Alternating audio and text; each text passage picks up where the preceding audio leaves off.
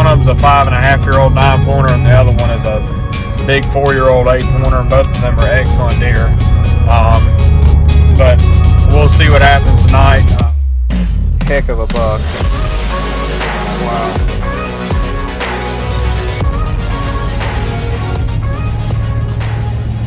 Alright everybody, here we go. It's the afternoon of December the 19th. Yeah, 19th. And it's still warm, 67 degrees right now. About 10 degrees cooler, however, than what it was yesterday. So, and the temps are steadily dropping. We got a big cold front pushing in. The rain's done. Cold front's pushing in for tonight. It's going to get down into probably the mid to high 50s by dark, so it's going to drop about 10 or so degrees.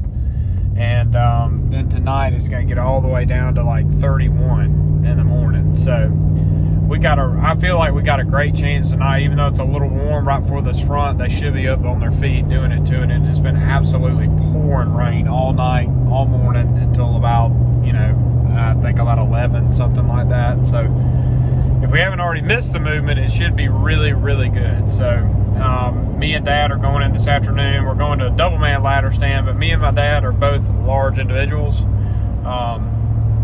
We were larger, but Dad has lost a lot of weight. But from a standpoint of more so, we're just big people, and us both sitting in that thing ain't gonna happen like it used to. So I'm 200 and he's a little over 200, but we're both 6'3", so we're not both going to be sitting in that thing and run the risk of that thing just buckling. So I'm going to hang a lock on real quick. That's why we're so early. It's 3:03 right now. I really don't expect the deer to start moving until 4:30, but if not later. But hopefully they'll move early with this weather being on the shift like it is. So we got two absolute studs coming to this spot, which is rare late season to have two good bucks in one spot. So we're gonna try our very best. We're gonna try our very best to tag one of those bucks. One of them's a 5.5-year-old 9-pointer, and the other one is a big 4-year-old 8-pointer. And both of them are excellent deer. But we'll see what happens tonight. I don't know if they've been in there. The last pictures I had of them was like the 11th or 12th of December. And I haven't checked the card since. So I'm assuming they're still in there, hoping they're still in there. But this food plot is awesome. It's a great spot. It's surrounded, got bedding 180 degrees around it. And all of it is right in front of us. The wind is pushing it. But man, you got to... Nights like tonight when that wind is cheating just a little bit, you got to try it, because that's always the best nights. And where the food, as far as from the food plot standpoint goes, where that wind is blowing, the night Anna shot her buck on that food plot, the wind was blowing the same way. And from where the corn is and where the food plot is, where the buck should enter the field, he should be able to get downwind of mostly everything in that food plot with the wind like it is. So it's in his favor. And it's just almost going to hit him from us, but I think we can get away with it. So, and we got a pretty firm wind because it's blowing in that front, so hopefully it stays firm all night and we'll be able to cheat it, get away with it. So we'll see what happens. Y'all stick with us. I'm about to pull up here now.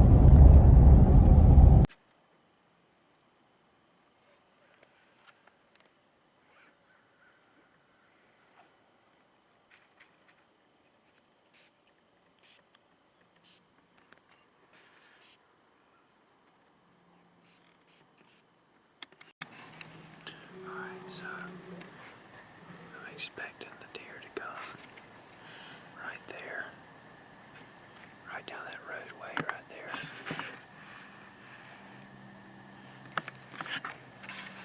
And then we got this food plot road right here. There's a bunch of bedding.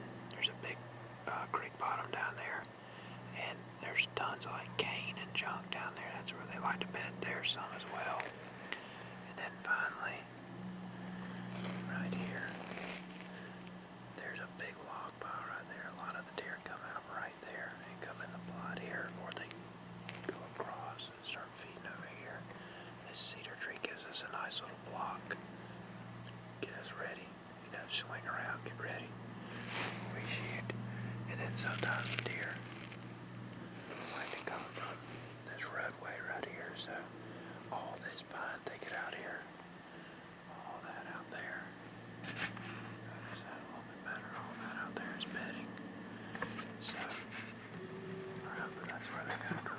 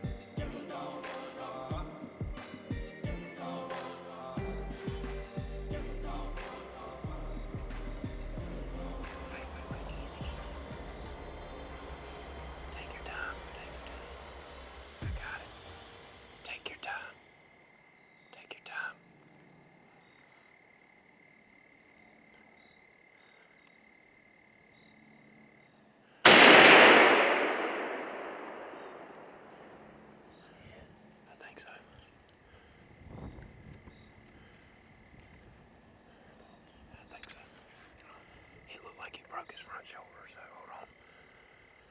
hold on, let me go back and look. All right, guys, so just to give a little preface here, wish we would have done a better job explaining this after the shot, but there was so much frustration, confusion between, it was definitely my dad. He was just very upset with himself, but so we didn't do any post-hunt or any follow-up or anything like that like we probably should have, but long story short, we went back, reviewed the footage, and it was still very hard to tell where he hit the deer, but we could tell that the leg was broken on the opposite side, on the front leg. So after slowing it down, we finally come to the conclusion that he hit the deer right above the elbow, between the elbow and like the brisket area. And the deer, we tracked the deer for probably 300 yards in that clear cut he ran into with minimum blood, and called a dog. The guy couldn't come until the next night. So this video you're about to see is literally over 24 hours later, and we're going to go in and try to see if these dogs can run this deer and bay him up, and we can finish him off and do this animal justice. So y'all watch and see what happens. All right, going after the infamous leg deer here. It's been over 24 hours since the shot. It's been over 24 hours since we've been in there, and don't know what to expect. It's it doesn't sound good, but we're trying to stay positive. The guy's not very confident that we'll cover the deer, but he said it's possible we could. So you never know unless you try. So we got to go give it a whirl, see what we got. So we'll have some closure either way. So let's get in there and see what we can do. All right, you're live. Hey, I just want to thank the good Lord up above for tonight and our experience this evening. Today is December 20th. It's Monday. Sunday evening, about 15 minutes before dark, I took a shot at this guy. Mitch had brought me into a really productive food plot on the edge of a clear cut here. And Anna had taken a nice buck early in the season on this same food plot. And last night I set the scope on his shoulder, and it's about a 115-yard shot, and I hit him real low, and oddly enough it hit his leg on the back side away from me. Deer took off, he mule kicked and went into the clear cut. Mitch and I called for help, and we called good old Cameron. Got our Cut 4 Outdoors State Farm crew in there, and we tracked this guy probably about 250 yards into the longleaf. Had blood, not great blood, but we backed out. I have never, in all my years hunting, called for help on a dog. Came and drove here the next day, December 20th, to see if we could find this deer. So the deer had been down in the clear cut, for almost 24 hours. Unleashed 3 feist dogs on this guy, and they pushed him 1,200 yards from where he was still bedded down in that clear cut.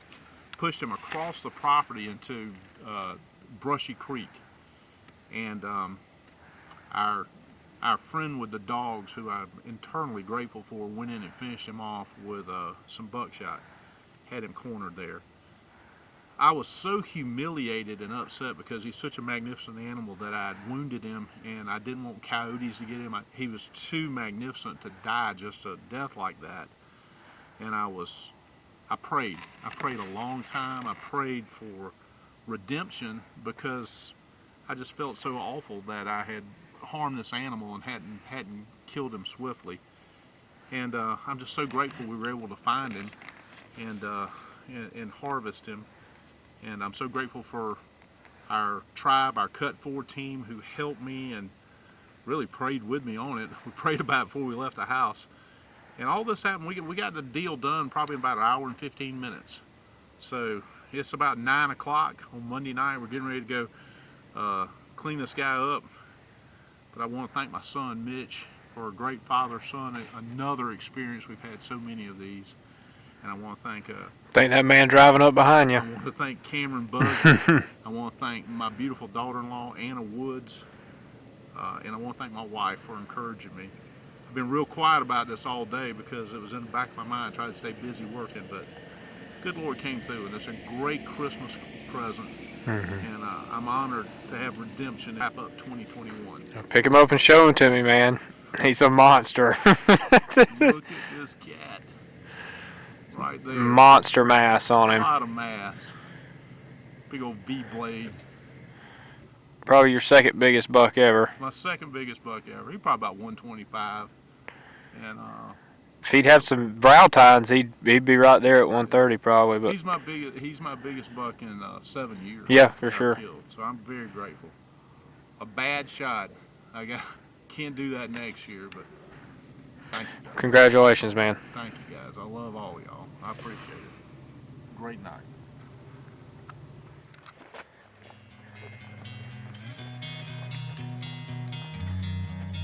You ready? What's up, man?